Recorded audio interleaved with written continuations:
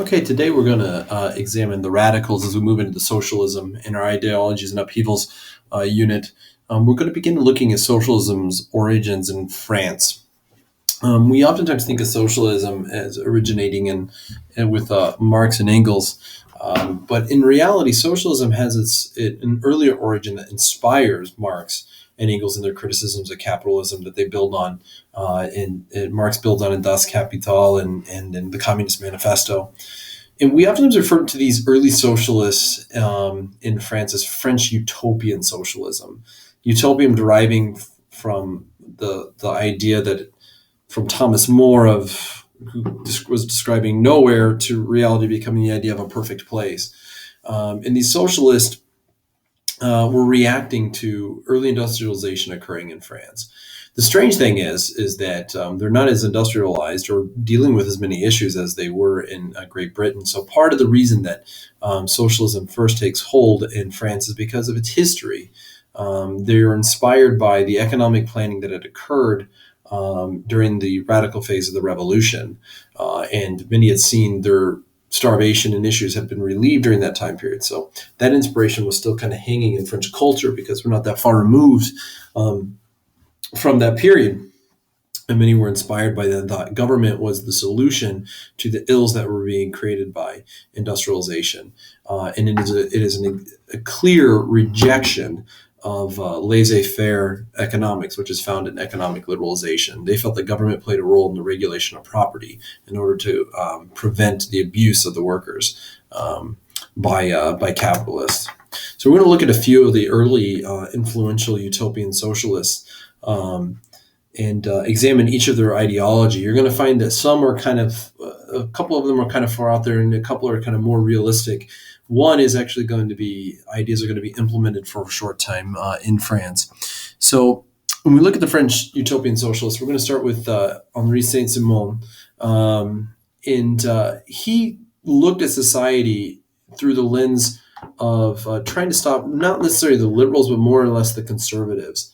So he thought what was holding society back in the early industrial age and what didn't have a purpose anymore was kind of your old existing elites. So the traditional first and second estate, if you want to look at it in French terms, the landowners and the monarchs.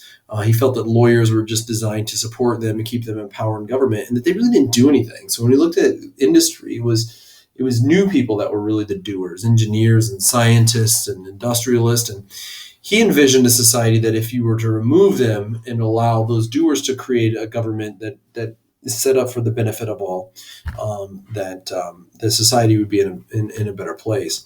So in that terms, it's not socialism in the way we typically look at it, where it's a bottom-up approach, where the everyday people are more empowered. He envisioned getting rid of the old elite and empowering them. So in a lot of ways, he's kind of a blend of government planning.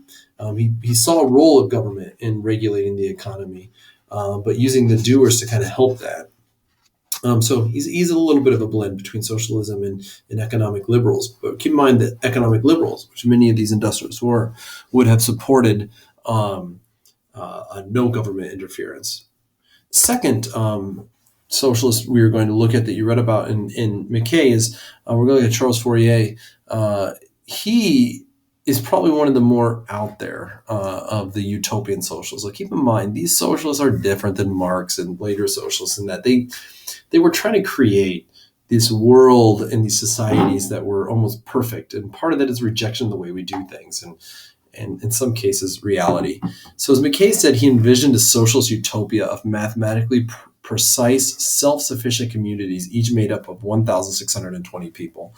Essentially what he thought was he planned out communities and how they could survive on their own and all the jobs and necessities be filled and for them to thrive, even with industrialization. And he had that number of 1,620 residents. And so that each community would be set up to be a self-sufficient 1,620 unit. And people would have to be moved around to maintain that unit. The idea being there is everyone's needs are made, everyone works, fills their needs, and there's no one person accumulating all the wealth to themselves. And of course, as you can tell, this is probably a really unrealistic solution to the problems, hence utopian socialism. He also envisioned and wrote about that women were oppressed, much like the workers And so we could see this kind of attachment between industrial reform and early influences into movements for women's liberation. And he envisioned a world in which marriage was similar to the relationship either with the capitalist and the worker, or the old relationship between the lord and the serf or the peasant, that it controlled women's destiny and relegated them to nothing more than property. So he said in his utopian socialist society, marriage would be done away with, and people would engage in relationships out of choice and maintain those relationships rather some binding agreement that oftentimes empowered the man. He was seen as really kind of antisocial and was considered very radical and dangerous. And so his ideas, of course, never get implemented, partly because of that threat, but also partly because they're just, for the most part, unrealistic to put into place. The man that is realistic is Louis Blanc. He envisioned, and he's really more of a true socialist, and is going to inspire later socialists of the 19th and 20th century. And he said that when you look at work in these industrial cities, the problem is that workers really have no leverage. And so that allows the owner of the means of production to take wealth from them, from their work, and have those profits to themselves. And so he felt that workers should be given the rights and voting rights, and then of course that would allow them to stuff government full of the representatives, as we discussed with the Chartist goals. And he thought then the government would set up workshops and factories of their own. And the idea of these government workshops would they'd employ the poor, and since they're government institutions, it'd be less concerned with maximizing the profit for one individual. So all the profits made from the government workshop would be then distributed to the workers, thus raising their wages and standard of living. And the government would then be able to create through these workshops the full employment, while at the same time still industrializing. This idea was only to extend in his mind to factories and workshops like that. But those ideas become some of the basis in communism later, that the government would own and regulate the entirety of the economy, rather than just workshops where some of the worst working conditions and oppression of the poor occurred. For a while, those workshops will be attempted in France, but they're going to be abandoned, and eventually it fails to be a real long-lasting reform in France. Now, you're going to read Pierre Proudhon's What is Property? And I think it sums up some of the radical ideas that are coming out from early socialists. And those radical ideas are there partly because of the poverty and the issues of poverty created by the Industrial Revolution. And Pierre Proudhon took it to a radical extent, that the wealth that was gained by the growing bourgeois class or the middle class was created on the backs of the poor. So essentially all that wealth that this new middle class was enjoying should be money distributed back to the workers. So he felt that private property, in a sense, is nothing more than theft.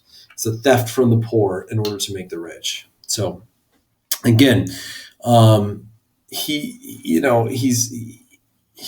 puts a lot of fear in the power of the state. Some of his early ideas and Proudhon sources are going to be an influence in early communist thinking, even if we want to take socialism into the realm of communism. And also, he's also seen as an early foundation of anarchy, because he also thought governments empowered and created that ability. So anarchists of the 19th century are going to take this idea. You can keep in mind, 19th century anarchists aren't what we think of as like today when we use the word anarchy. They weren't necessarily against any form of government or organization. They were against large national and imperial forms of government and organization, and instead wanted to create communities that would become self-sufficient and rule themselves. So tomorrow, today you're going to work on Pierre Proudhon, and we're also going to work on a Marx source. So we're going to talk. I want to have you read the Communist Manifesto and What is Property. And tomorrow we're going to look at the next video will show Marx, and we'll also talk about Romanticism and the movement of Greek nationalism.